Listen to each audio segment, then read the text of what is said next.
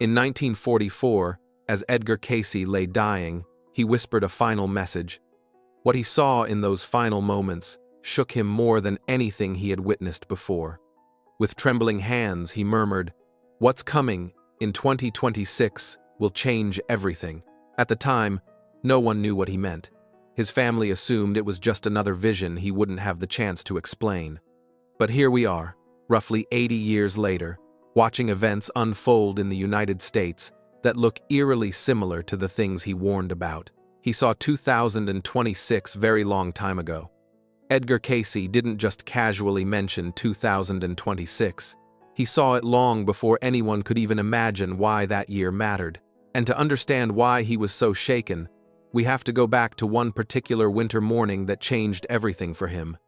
It was a cold December morning in 1943 when the people closest to him began to realize something was different. Cayce, the man who had given more than 14,000 psychic readings with a calm confidence that reassured even the most doubtful minds, suddenly carried a heaviness in his eyes that no one could explain. For decades, he had helped people find answers through visions that came to him only in deep trance states. He diagnosed illnesses doctors couldn't identify, guided families to missing loved ones, and uncovered forgotten pieces of history with an accuracy that baffled experts. But something in him shifted that December, and the people around him felt it instantly.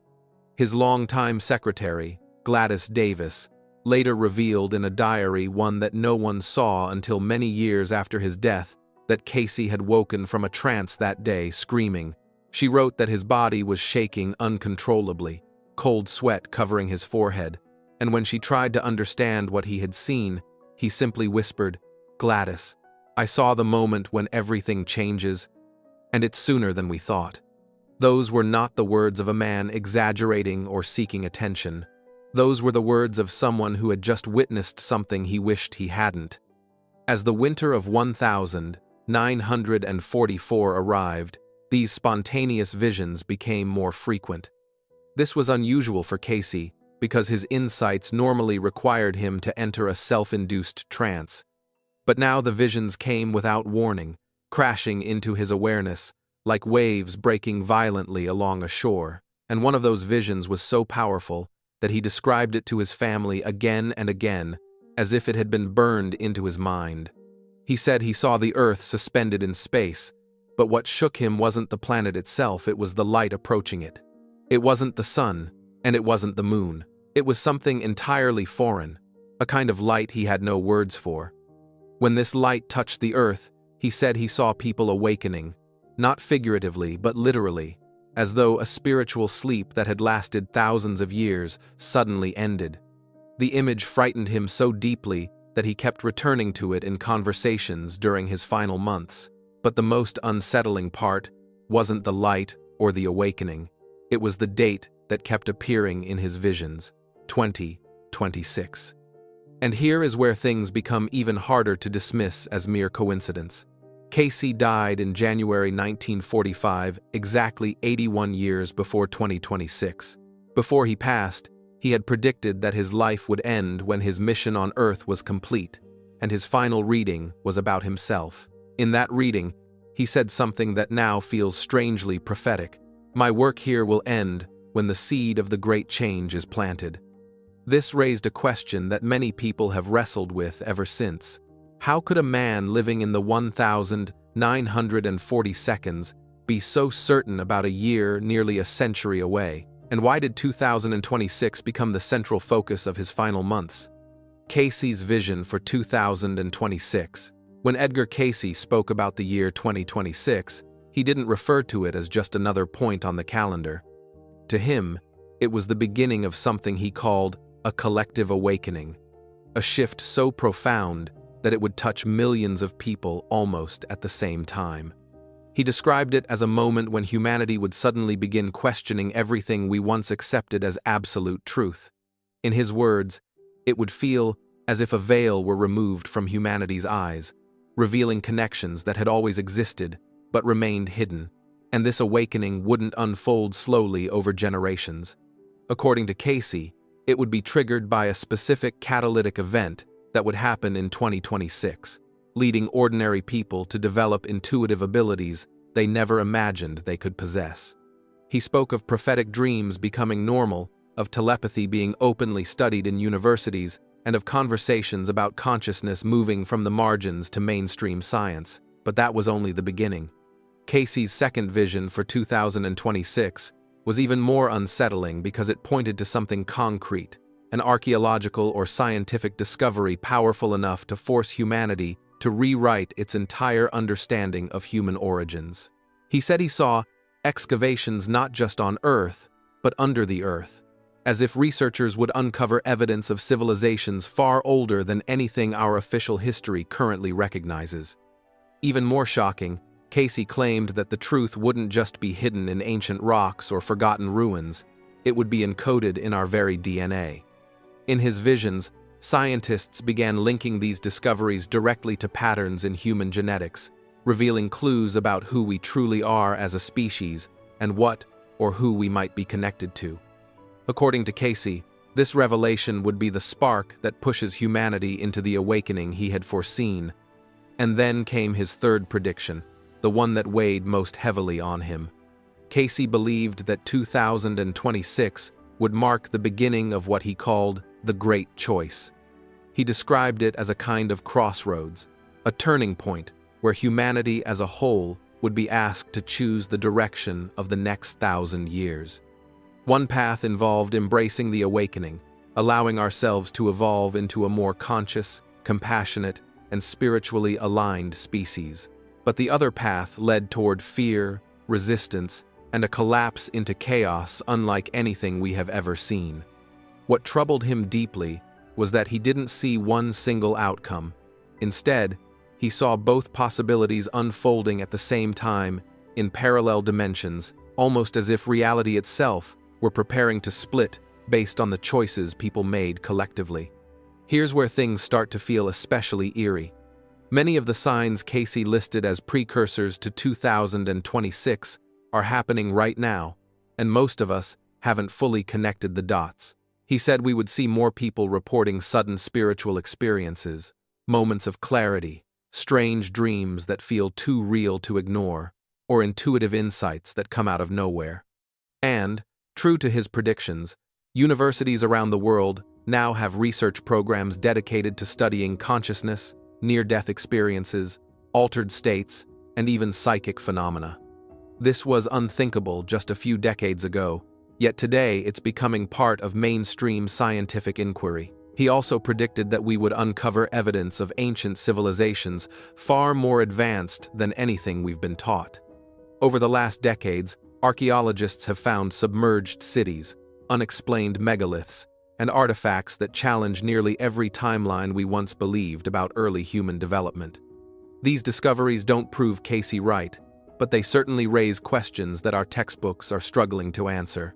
But perhaps the most disturbing sign, the one he said would be impossible to ignore, is what he called the separation of consciousness. As we move closer to 2026, Cayce saw people naturally dividing into two groups: those who are awakening to new ways of thinking, who feel a growing sense of connection and awareness, and those who hold tightly to old structures, resisting any form of change. And if you look around today, you can almost feel that divide taking shape in real time, socially, spiritually, and even emotionally. Predictions didn't stop there. As people discovered the Edgar Cayce Association archives, they found a personal letter he wrote to a close friend just 3 weeks before he passed away.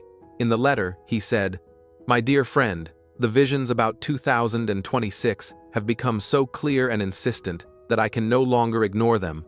I saw that in that year, humanity will receive a kind of upgrade in its perception capacity. It won't be evolution, it will be activation, as if a dormant code in our DNA were suddenly turned on by a signal coming from the cosmos." He went on to explain that those who had prepared themselves mentally, emotionally, and spiritually would experience a dramatic expansion of consciousness, something so profound that it would feel like being born again. But those who resisted the change out of fear or stubborn skepticism would find the coming years increasingly disorienting. Cayce described it almost like people trying to breathe in an atmosphere that no longer matched their inner state. What fascinated me even more was how consistently he connected these coming changes with events happening beyond our planet. He kept referring to a kind of approach, something moving toward us from space, something he believed would directly influence human consciousness. And here's where modern science enters the picture in a way that feels almost uncanny. Today, researchers confirm that our solar system is moving through a region of the galaxy with different energetic properties. Some scientists even suggest that shifts in this cosmic environment could influence human biology, including our neurological processes. Cayce seemed to describe this very phenomenon decades before anyone talked about it publicly. He said he saw energy waves coming from the center of the galaxy, waves that would reach Earth in 2026 and activate parts of the human brain that had been dormant for millennia. He insisted these waves wouldn't be visible nor measurable with current instruments, but their impact would be unmistakable. It will be as if all of humanity receives a message simultaneously, he explained, not a message made of words, but of understanding.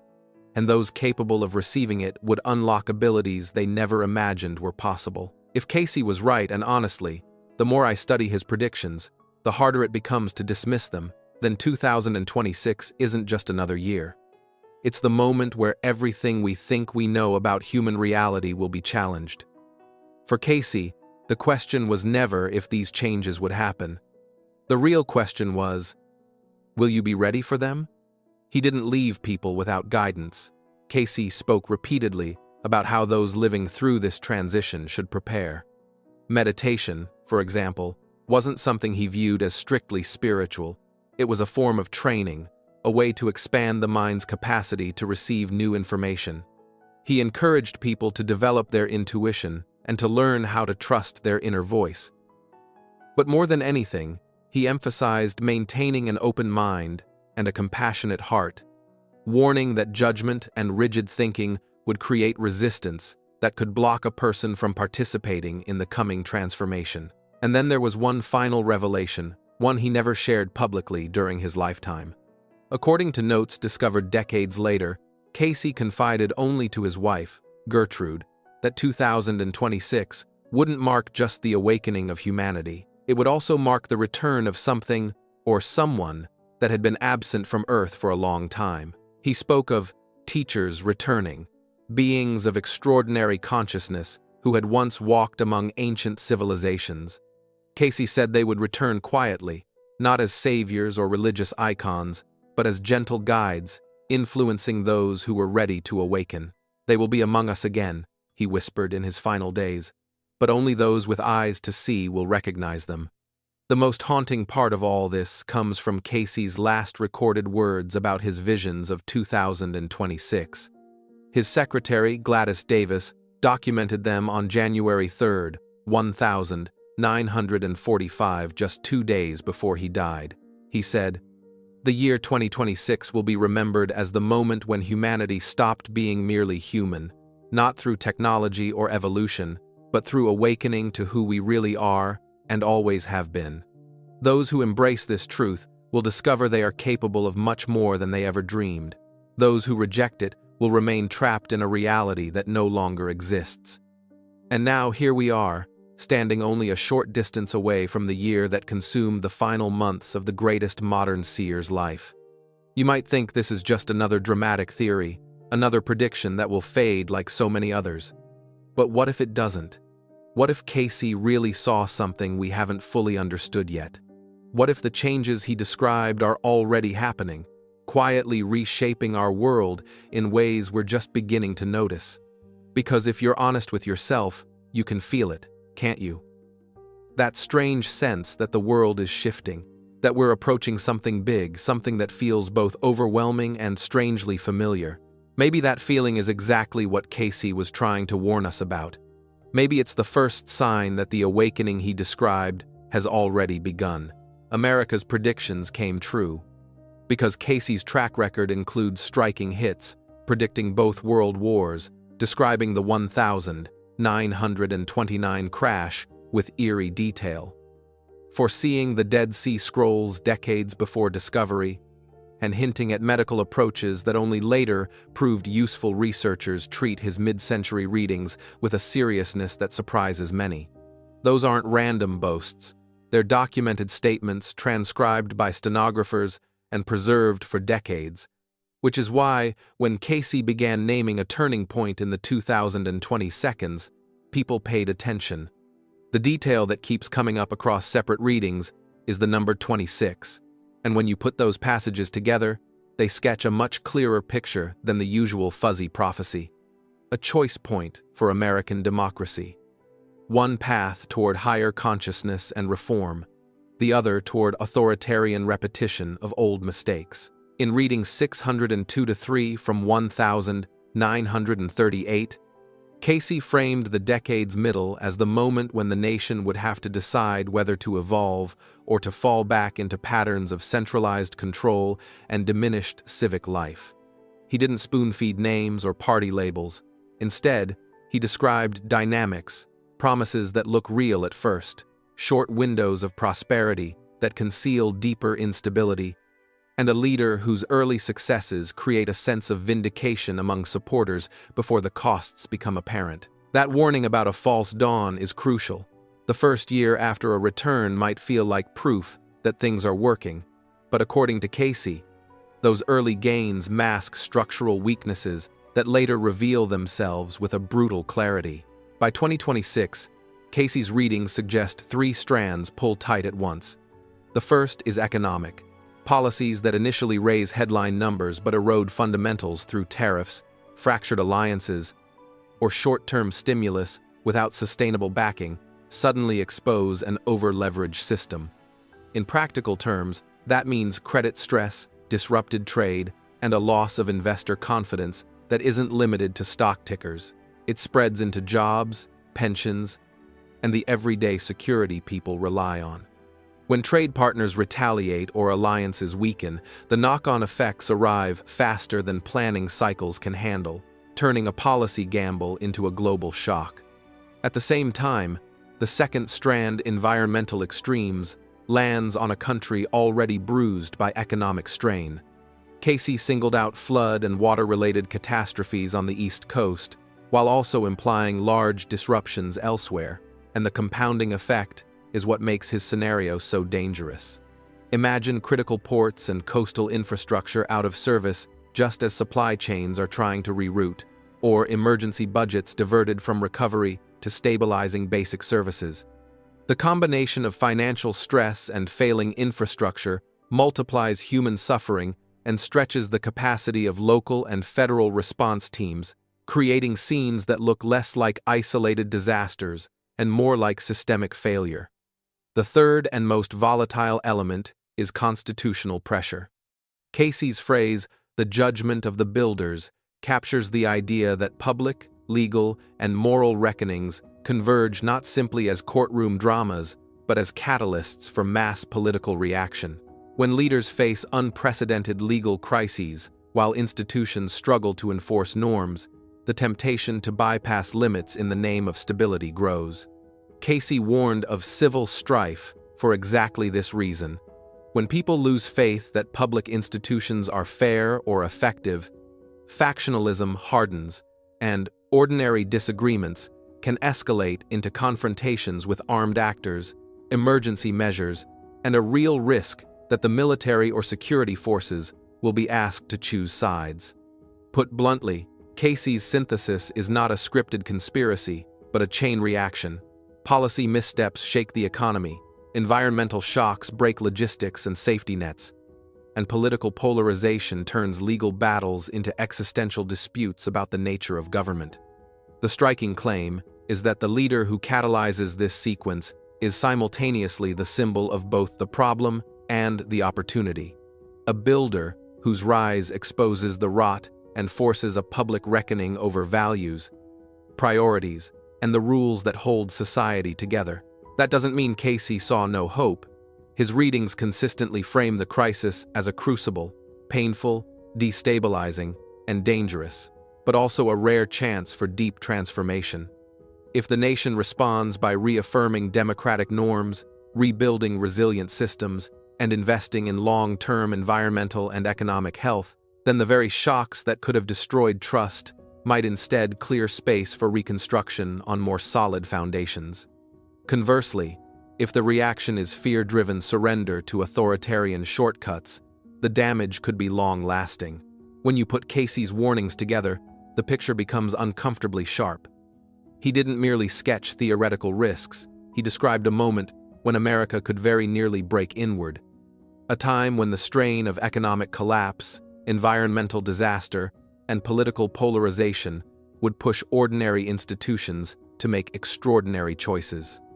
In reading 3976-18, he lays out a scenario in which armed factions come face to face in our own cities, and where the military, reluctantly pulled into the chaos, is forced to decide which side to support.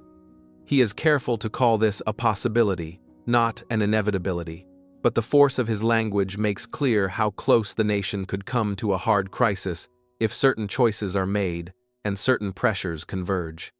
The trigger, Cayce says, is not a slow erosion, but a contested action, a bold, divisive measure taken by the leader that half the country views as necessary and the other half sees as tyrannical.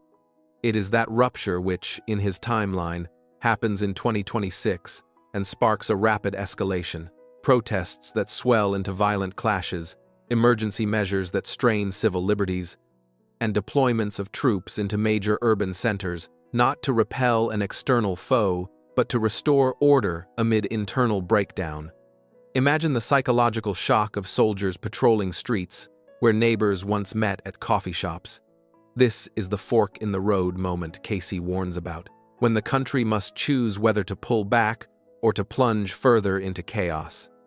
Yet Cayce's prophecy does not end in despair. Intertwined with the darker passages are specific glimpses of a path through a kind of spiritual and social recovery that begins only after things have been driven to the brink. He speaks of people remembering what matters, of communities rediscovering bonds that political rhetoric had frayed, and of grassroots efforts that bridge divides because survival forces cooperation. In his view, the crisis itself functions like a furnace, raw, dangerous, and purifying, and from it can come an awakening of conscience and solidarity if enough people refuse to be swallowed by fear. Timing matters a great deal in Cayce's account. He flags the late summer to autumn window of 2026 as particularly critical, and he singles out November, the month of the midterm elections, as a defining moment.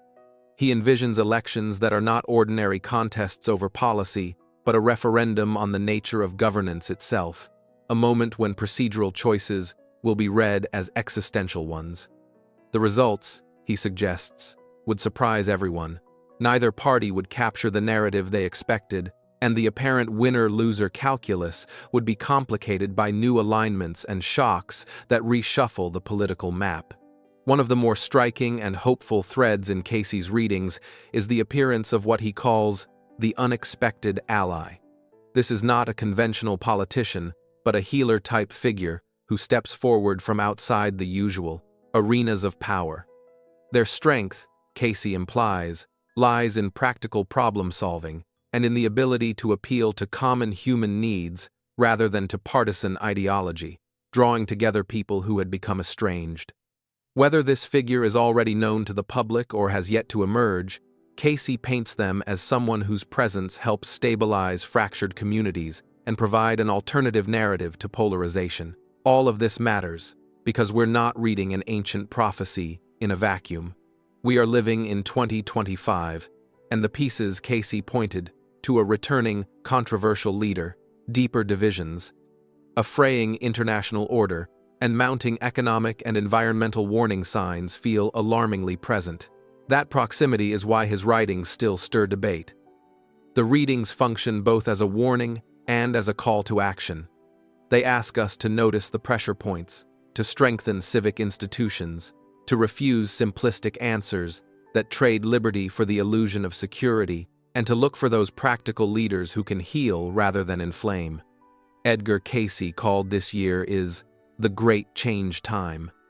It wasn't just another prophecy, it was his vision of a defining era for America, a time when the nation would be forced to look in the mirror and face its deepest divisions. The records of his readings, still preserved today at the Association for Research and Enlightenment in Virginia Beach, continue to draw the attention of scientists and researchers from all over the world. Buried among those thousands of transcripts are predictions that seem to describe the very struggles we're witnessing right now. Cayce spoke of a period when America would undergo its greatest test, not just politically, but spiritually. He said a leader would emerge during a time of immense turmoil, someone who would divide the nation like never before. There would be economic instability, natural disasters, and a crisis that would test the soul of the country itself. He called this moment the Great Change. To Cayce, it wasn't the end of the world, it was a reckoning, a breaking down of old systems so that something new could be born. Cayce didn't just predict chaos in general terms. He outlined a sequence of events that he said would unfold in the mid-2020s. When you compare those readings to what's happening now politically, economically, and socially, the resemblance is hard to ignore. He spoke of a return, a re-emergence of a controversial figure who would spark both hope and fear.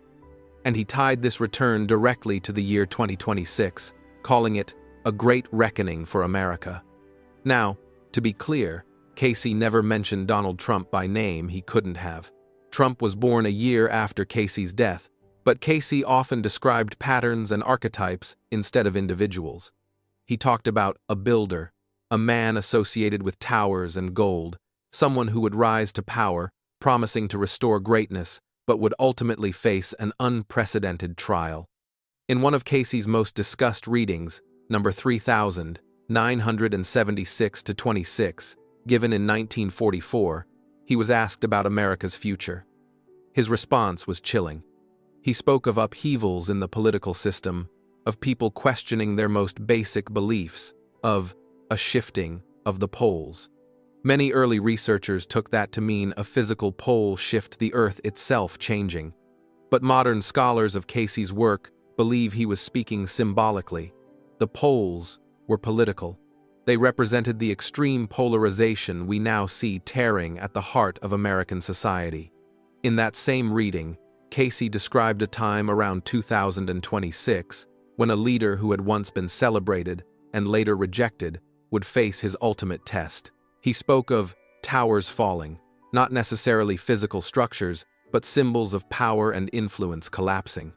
He said this leader would be given a second chance, a return, but that the second rise would bring not peace, but chaos, the very storm he had once promised to stop. So, Trump's entire image has revolved around towers. Trump Tower, the gleaming skyscrapers bearing his name, the golden decor that defined his empire. Cayce's references to towers and gold in the context of America's future leadership feel almost prophetic. But Cayce didn't stop at metaphor. He also tied these events to astrological cycles, something he frequently referenced in his readings. He said that certain planetary alignments would mark critical turning points for nations and leaders. Modern researchers studying Cayce's astrological notes found that several of those key alignments converge in late 2026. According to Cayce, this alignment signifies a moment of reckoning, a time when overreaching leaders fall and the balance of power shifts irreversibly. So what did Cayce say would actually happen during this period?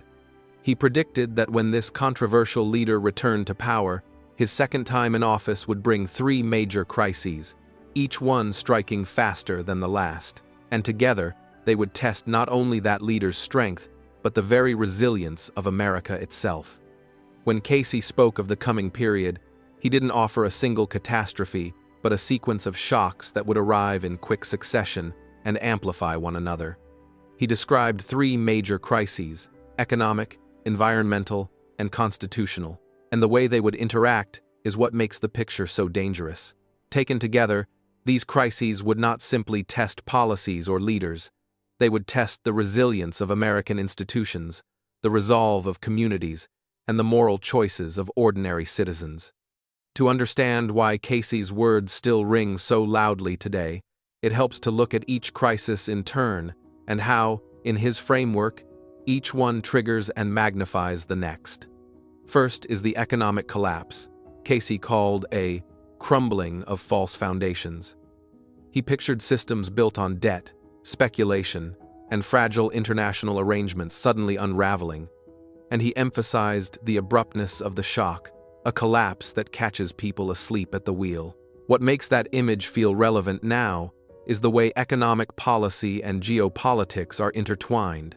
Trade disputes, tariffs, and the weakening of alliances can ripple through supply chains and credit systems faster than most people realize.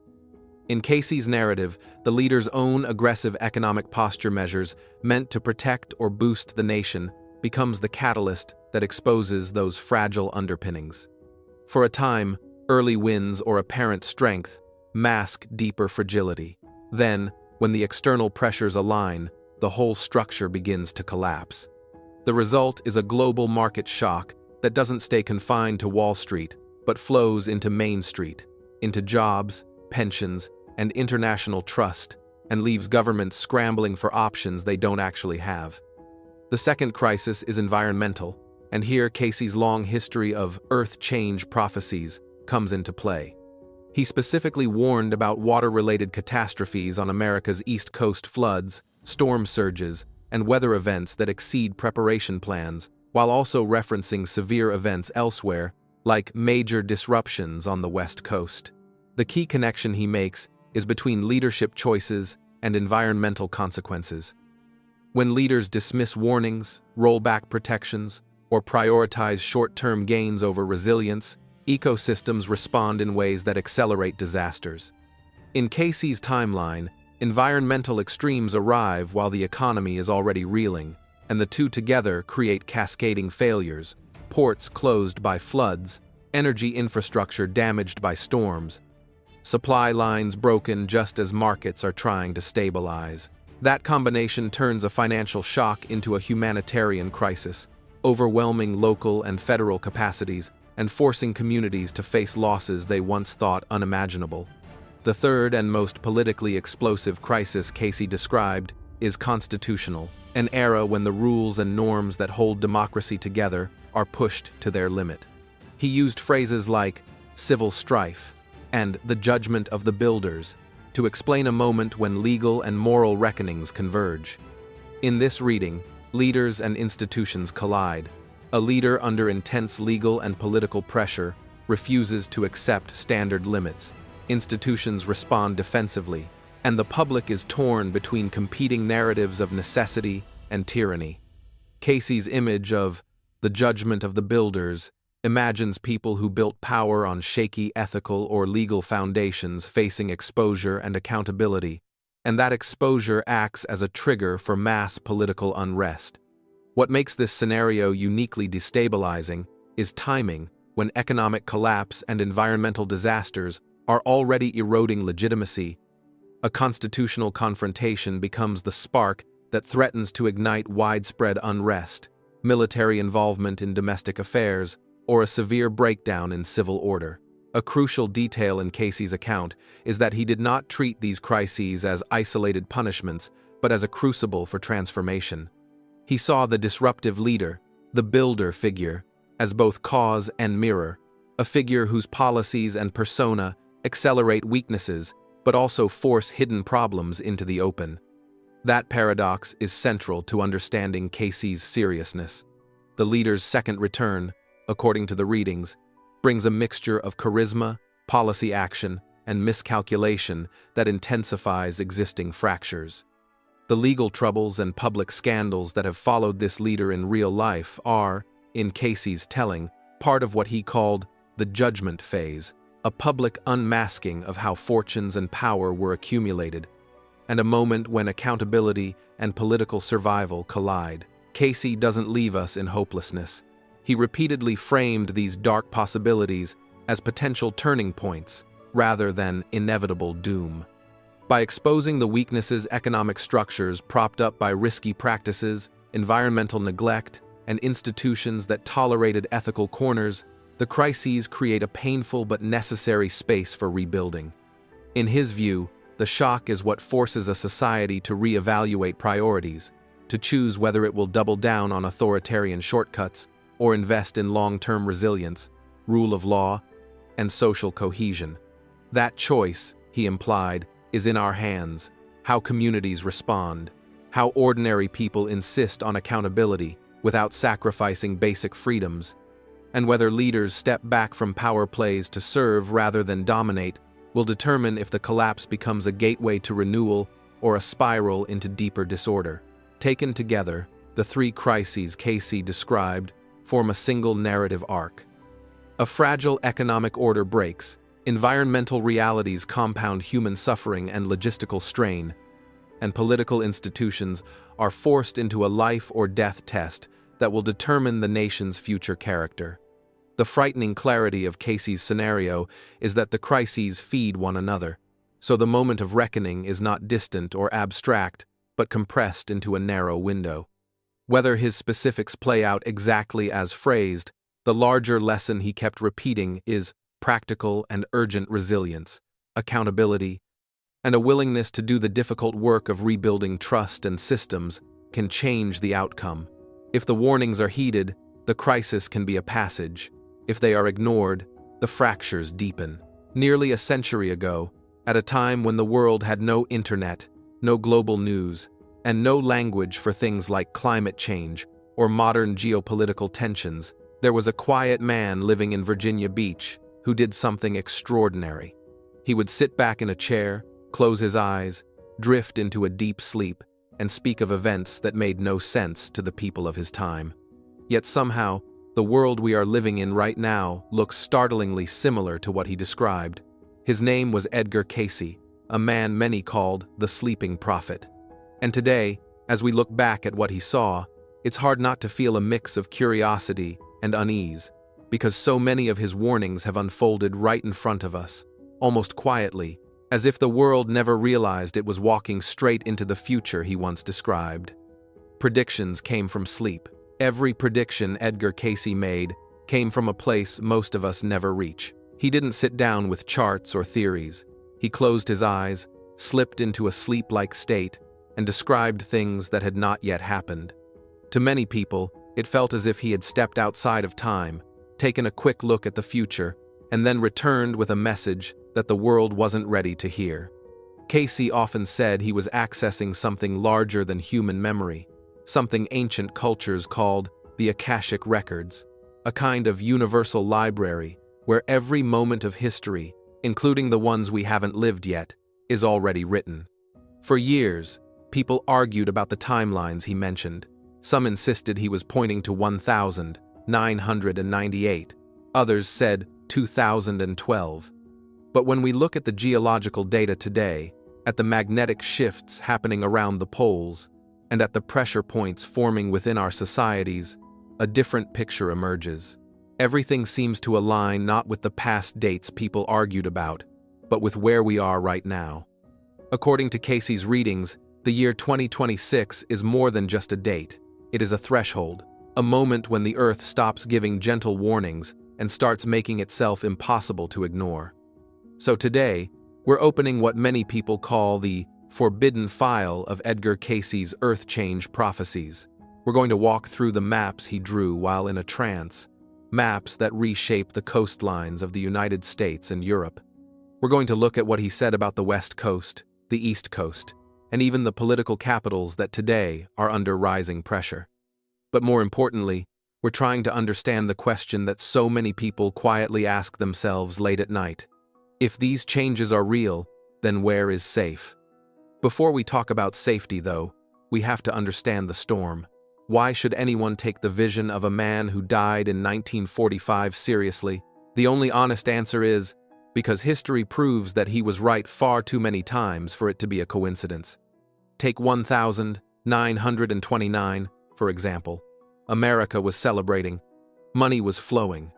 Banks and politicians promised that the good times would never end. But months before the crash, Edgar Cayce, in one of his readings, spoke of chaos coming to Wall Street, blood on the streets, as he described it. Nobody listened. And then, the Great Depression unfolded exactly as he warned. The same thing happened in 1935.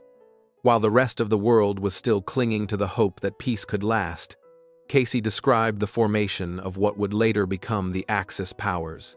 He spoke of the rise of Hitler and the inevitability of a global conflict, even pinpointing the window of time in which it would begin and end. He predicted the deaths of two sitting U.S.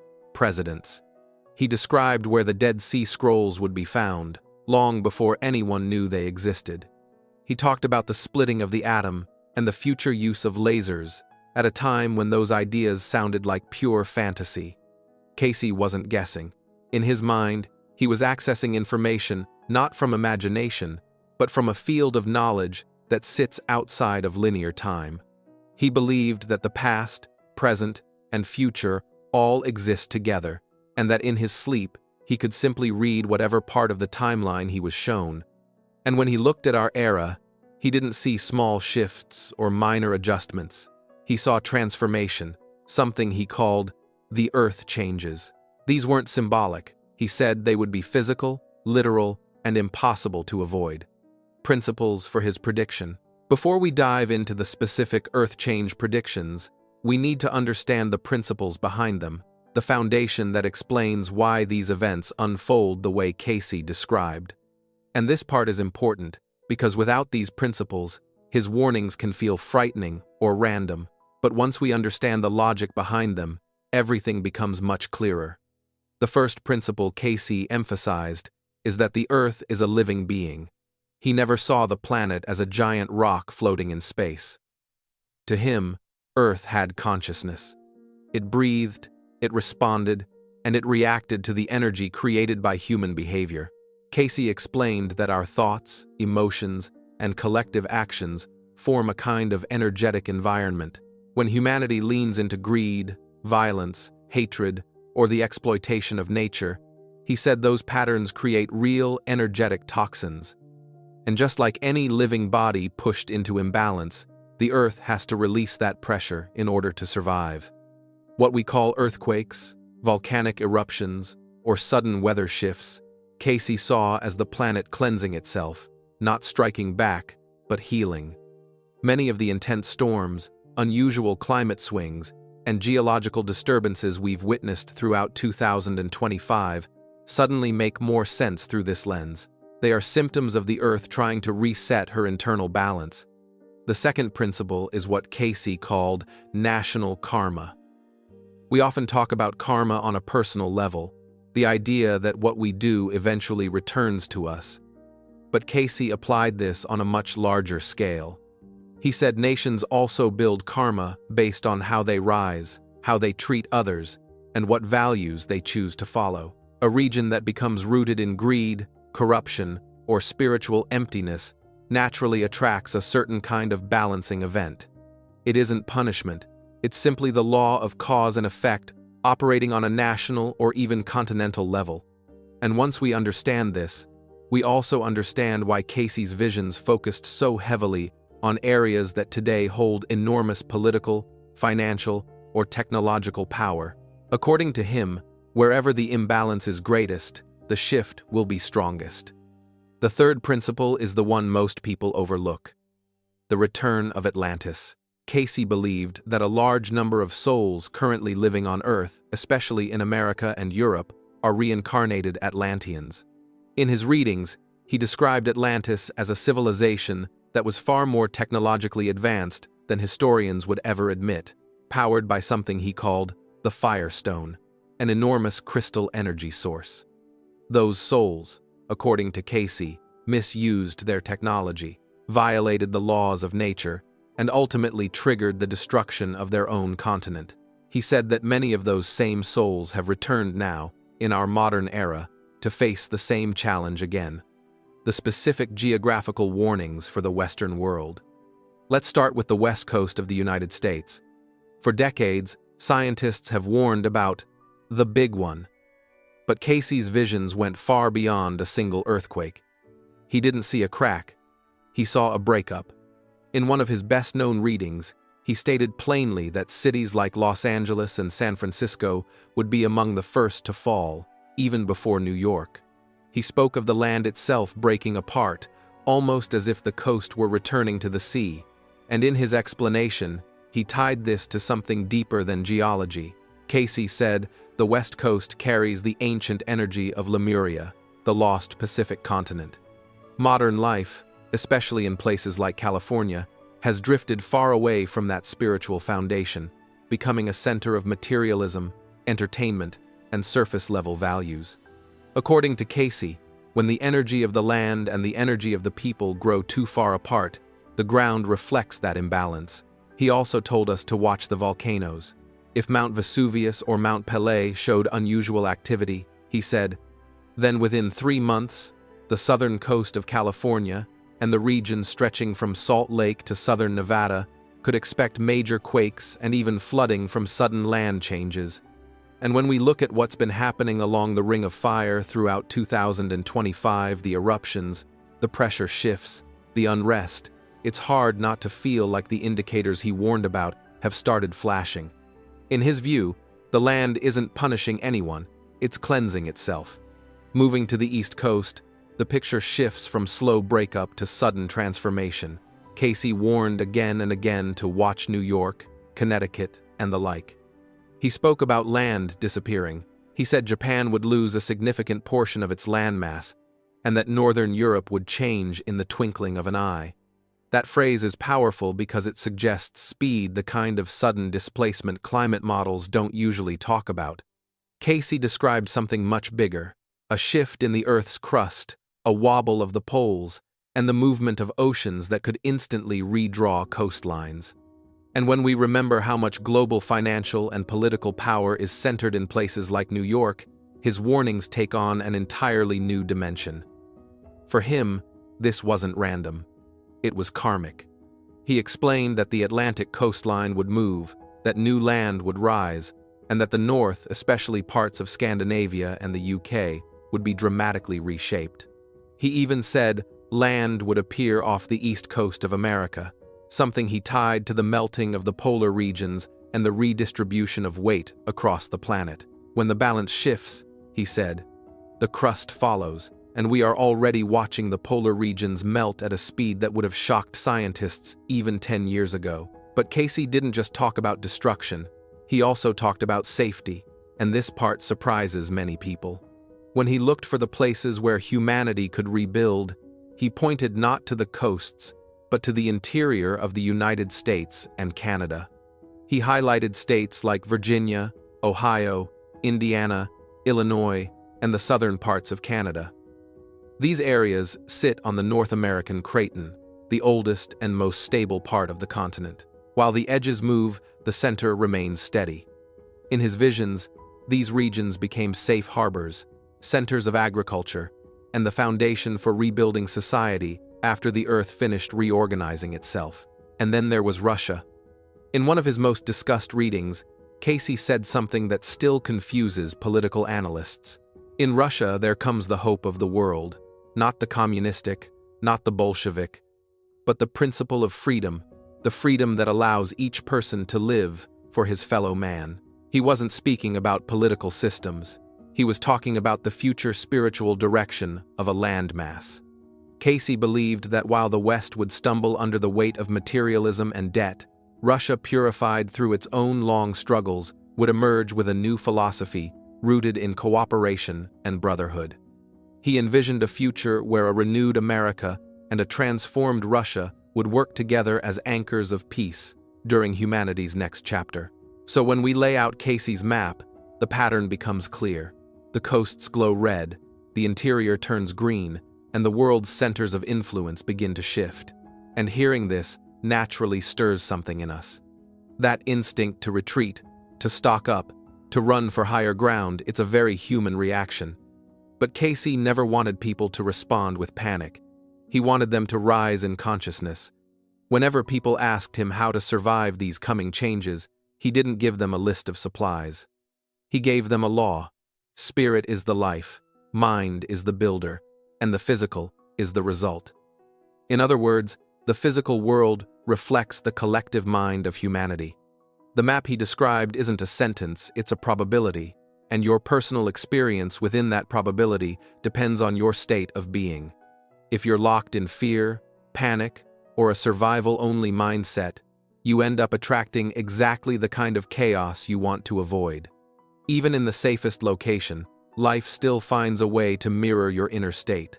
But when you shift your frequency, when you move into service, compassion, clarity, and alignment, something changes. You become guided, you feel nudges, intuition, synchronicities that quietly move you out of danger and toward the places you're meant to be.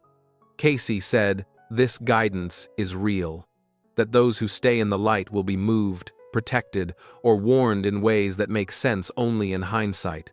You might cancel a trip without knowing why. You might accept a job across the country for reasons you can't fully explain.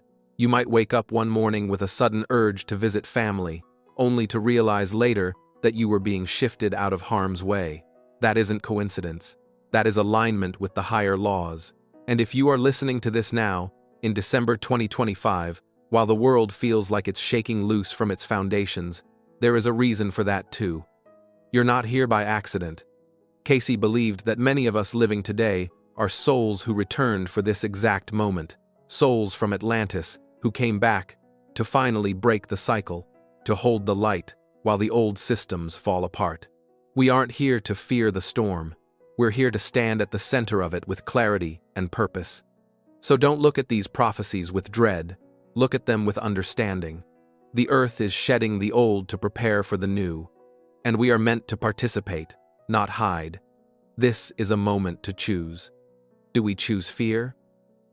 Or do we choose the timeline of the new earth, the one built on higher consciousness? If you are ready to step into that timeline, if you feel called to be part of the solution rather than the panic, then declare it. Write the words, "I am ready for the new earth." Let it be your signal to the universe that you're awake, aware, and willing to be guided, because what comes next goes far beyond coastlines and earthquakes. Cayce spoke about a hidden chamber beneath the Sphinx, the Hall of Records, a place that holds the history of Atlantis and the blueprint for humanity's next stage of evolution, and the signs suggest we may be closer than ever to uncovering it. In our next video, we're going to explore that mystery, the evidence, the anomalies, and the race to reveal it before the earth changes, reshape the world, yet again. A spiritual crisis. What makes Cayce's 2026 prediction so striking isn't just the accuracy of his past readings, it's the depth and consistency of his message. Statistical analyses of his thousands of recorded sessions show that too many of his forecasts proved correct for them to be dismissed as mere coincidence. So, when he made specific remarks about America in the 2020 seconds, researchers began paying closer attention. And among all those readings, the one tied to 2026 stands out as one of his most detailed and symbolically rich.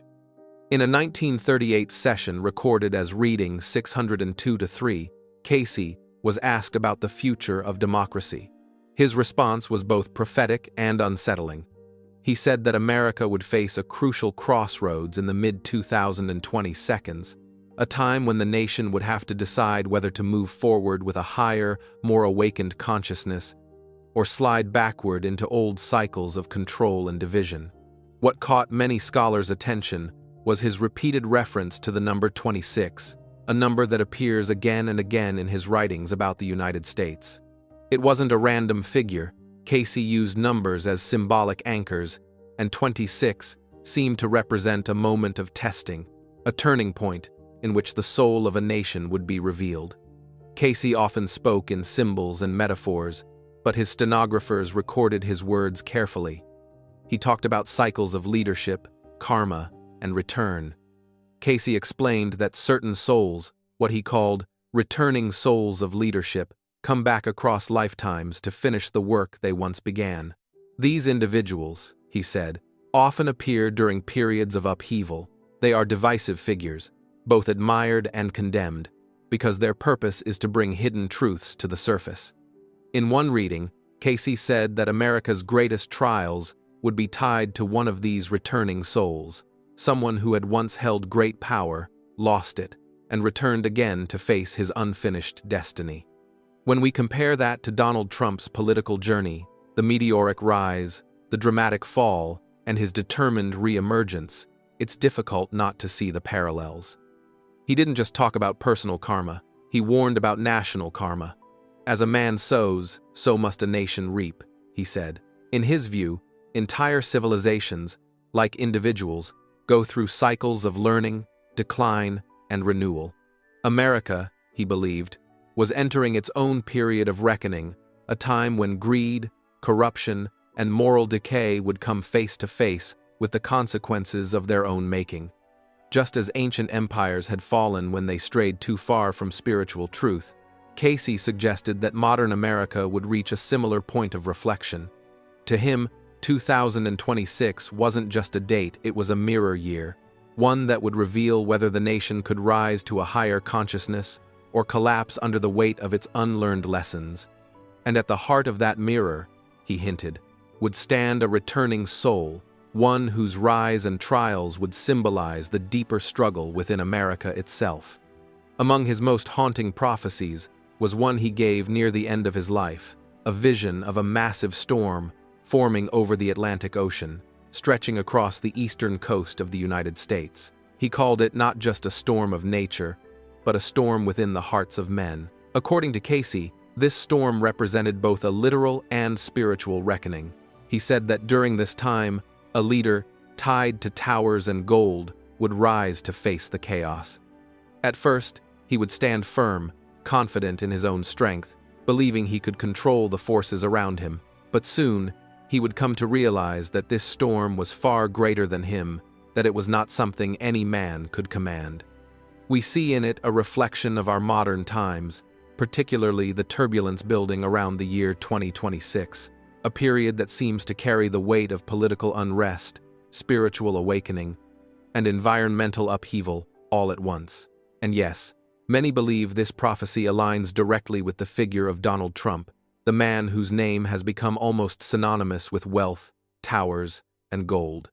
Cayce's storm wasn't just about politics or the weather. It was about the human. He said that truth would no longer belong only to the powerful, that technology, the internet, and the collective voice of ordinary people would begin to expose what was hidden. In his words, this awakening would divide humanity into two paths, those who cling to fear and those who seek understanding. He warned that this coming crisis, the one symbolized by the storm, would test not just governments, but human consciousness itself. It would ask every individual and every leader to choose what they truly serve, ego or spirit, greed or grace. Cayce said that every collapse carries within it the seed of renewal, that destruction is not the end, but the doorway to revelation. The storm, in his view, was not a punishment, but a cleansing, a force meant to awaken humanity to something higher. In his later readings, Cayce spoke not of one man who would save the world, but of a collective awakening, what he called the Christ consciousness. He described it as a divine force that would rise within ordinary people during moments of despair. Not a single savior descending from the heavens, but millions of souls choosing love over division, compassion over control. When asked when this would begin, Cayce answered, "When there is turmoil in the land of the free and confusion in the hearts of its people." Look around today at the unrest, the anger, the deep divisions tearing at the soul of America, and it's hard not to wonder if this is exactly what Cayce was talking about. He said this awakening would test every leader, especially those with the builder archetype, those who create empires, shape nations, and stand as symbols of worldly power. For such figures, the storm would not just shake their surroundings, but expose the truth of what they serve. The year 2026, according to Cayce, marks a pivotal moment in human history. It's described as an epoch where a collective awakening occurs the world. He believed that by 2026, humanity would experience a significant spiritual awakening, leading to a deeper connection with our inner selves and a greater awareness of our interconnectedness with all living beings. This prediction resonates with the increasing interest in mindfulness, meditation, and holistic well-being practices in our modern society. As scientific and technological advancements have dominated our collective focus, many have found themselves feeling increasingly disconnected from a sense of meaning and purpose in their lives. That is what Edgar Cayce saw long ago, and he believed that 2024 is the perfect time for everyone to awaken. We all need to seek out ways to reconnect with their inner selves and find greater fulfillment in life. Edgar Cayce also spoke about the awakening that people must experience after leaving this world. He told, "After death, we may enter a region that is void of love, life, and light, void of everything. For some, this region is approximately their wish come true. Here they are truly alone with themselves. For some souls, this is a pain that is unbearable. In the absence of truth, love, gentleness, and kindness, some souls fill the void with an irrational and unbelievable amount of pain and fear. It is so dark in the realm of outer darkness that the darkness hurts and panic grips them without knowing why. There are various degrees of darkness to this realm, and it is darker and denser at the center than at its outer fringes. The closer we are to the outer edges, the more interaction there is with others in the realm. The closer to the center, the darker and more painful is the solitude. Those who find themselves in outer darkness cannot travel across this dimension. They must grow through the levels of this realm. After death, one may find themselves in a particular degree of darkness that most closely corresponds to the degree of the absence of love in one's life. Outer darkness is not a punishment. It is a region which operates lawfully for the benefit of those who are there. This region is not a realm which was created for any soul to experience, but one which came about as a consequence of the negative activity of souls in creation. So great has been the desire for self, so monumental across time and space has been the selfishness of some of God's creatures, that this realm is the creation or manifestation of their own collective activities. Outer darkness and the reality with which it is associated were created and are held in place by collective self-interest. Being spiritually awakened means that an individual has had a profound shift in their understanding of themselves and the world around them. This awakening often comes after a period of feeling disconnected, lost, or unfulfilled in life. Interestingly, some individuals report experiencing physical symptoms such as a fever during their spiritual awakening, signifying a kind of intense inner burning away of old beliefs and patterns. Spiritual awakening can happen suddenly or gradually, and it often involves a change in perception, a deepening of self-awareness, and a newfound sense of connection to a higher power, even amidst internal conflict. Spiritual awakening can take many forms and can be experienced in different ways by different people. Some common signs and symptoms of spiritual awakening can include a greater sense of empathy, compassion, and love towards others, an increased ability to live in the present moment, a deeper connection to nature and the universe, a heightened awareness of synchronicities and signs, and a sense of inner peace and contentment. Ultimately, being spiritually awakened means that an individual has come to a new level of understanding and awareness about themselves and the natural world.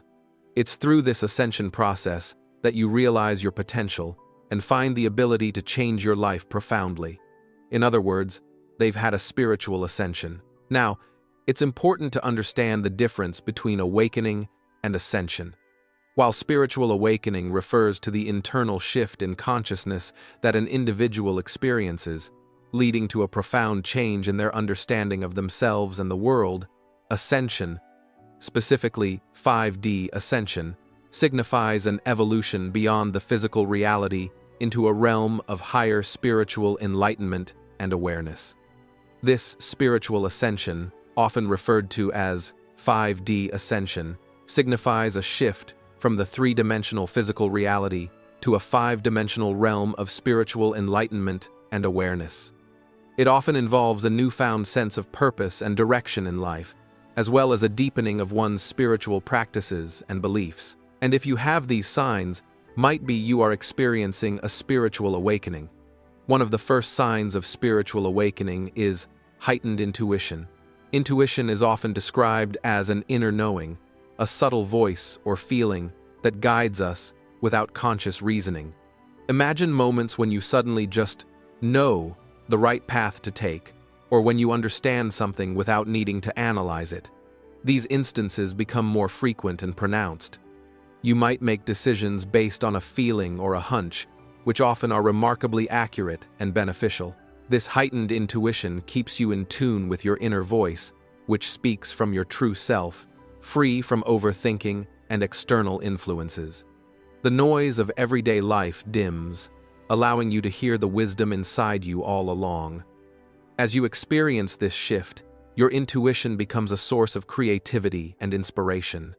You may discover new solutions to problems or feel inspired to take paths you hadn't considered before. Trusting this inner guidance can be empowering, leading to a deeper understanding of yourself and your purpose. Increased empathy and compassion is the second sign. You may gain a deeper empathy and compassion as you journey through a spiritual awakening. Suddenly, the boundaries between your emotions and those of others might seem blurred, allowing you to feel what they feel with a heightened sense of understanding and sensitivity. You might genuinely experience the ebbs and flows of emotions that others are going through. This increased empathy can extend to all living beings, people, animals, and the environment. You become more at one with the subtle expressions of nature and the silent voices of animals, sensing their unspoken stories and needs. Alongside empathy, your compassion also grows. This might manifest in small acts of kindness, like offering a listening ear to a friend or helping a stranger in need. Or it could inspire more significant changes in your life, such as volunteering for causes you care about, or making lifestyle choices that are more considerate of the planet and its population. This increase in empathy and compassion is a sign of your heart opening and your consciousness expanding. You start to see the interconnectedness of all life, recognizing that the well-being of others directly impacts your own. As enriching as this heightened empathy and compassion can be, looking after yourself is important. Being deeply attuned to the emotions of others can feel overwhelming at times. Setting healthy emotional boundaries helps you maintain your emotional well-being. The next sign that you need to focus on is desire for meaningful connections. A key aspect of experiencing a spiritual awakening is the desire for deeper, more meaningful connections in your life. This shift often begins as a growing dissatisfaction with superficial interactions and a hunger for relationships that offer genuine depth and authenticity. You may find yourself longing for conversations beyond the mundane, seeking to connect on a level that nourishes your soul and aligns with your newfound understanding of the world. As you embark on this journey, the nature of your relationships may begin to change. You might gravitate towards people who share your values and perspectives or challenge you to grow and think in new ways. You might seek out those who understand and respect your journey in your friendships, offering support and wisdom. In romantic relationships, you may desire a partner who supports and participates in your spiritual growth. Even in professional settings, you might find yourself drawn to work that feels more aligned with your values and allows for authentic expression. This shift can also mean letting go of relationships that no longer serve your growth. Recognizing that some connections might hinder your journey is an essential part of this process.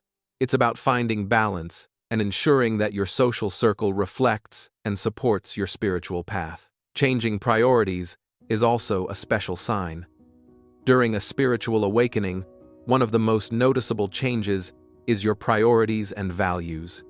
You might find yourself reassessing what truly matters to you, leading to a significant shift in how you view and interact with the world. You'll begin to value personal growth, meaningful relationships, and enriching experiences over material possessions. This realization can be liberating, freeing you from pursuing material gains and allowing you to focus on what genuinely enriches your life. As personal growth climbs higher on your list of priorities, you might invest more time and energy in activities that nurture your mind, body, and spirit. This could include meditation, yoga, reading, or creative hobbies. The joy in these activities often comes from the inner peace and self-discovery they bring. Relationships also take on a new significance. You value deeper connections with others that are based on mutual respect, understanding, and support. These relationships provide a sense of belonging and offer a space for mutual growth and sharing life experiences. Experiences themselves become more valuable than possessions. Travel, learning new skills, or spending quality time with loved ones might become more important. These experiences enrich your life in ways that material items cannot, providing lasting memories and a sense of fulfillment deeply rooted in living a meaningful life. Let's continue with feeling a sense of unity. A symptom often experienced during a spiritual awakening is a deep-seated feeling of unity or oneness. It connects to a larger, universal energy, being in harmony with all forms of life. You might experience moments where you feel deeply in tune with nature, sensing a sacred kinship with the trees, the sky, the ocean, and every living creature. In your interactions with people, you may recognize that everyone, regardless of their background or life story, shares the same fundamental desires for love, security, and happiness. This realization can foster empathy and compassion as you begin to see reflections of yourself in others. Judgments and barriers fade, replaced by an understanding of the universal human experience. You might also become more aware of how your actions impact the world. This awareness can lead to more mindful, conscious living, where your choices are guided by a desire to contribute positively to the collective well-being. Last but not least, it's experiencing moments of bliss. A spiritual awakening often brings with it unexpected moments of bliss and joy. These experiences can feel like bursts of pure happiness from deep within and often occur without any apparent external cause. These moments of bliss can catch you by surprise. You might be engaged in a mundane task or sitting quietly when suddenly overwhelmed by immense peace and happiness. This isn't the kind of joy that comes from external rewards or achievements. It feels more intrinsic, as if you're tapping into a deep well of contentment within you. This bliss is often accompanied by feeling connected to something greater than yourself. It's as if, in that moment, you're experiencing a deep truth about life and your place in the universe. These experiences can be deeply moving and transformative, offering a glimpse into being free from worry, stress, or negativity. These experiences can be incredibly rejuvenating. In the aftermath of such bliss, you might feel more energized, optimistic, and at peace with yourself and the world around you. It's a reminder of the potential for joy that resides within us all, waiting to be uncovered. Cayce's warnings reached beyond cracked asphalt and collapsing piers. He described a collapse of faith that would accompany any great geological rupture, a period when hope itself would feel as unstable as the ground beneath people's feet.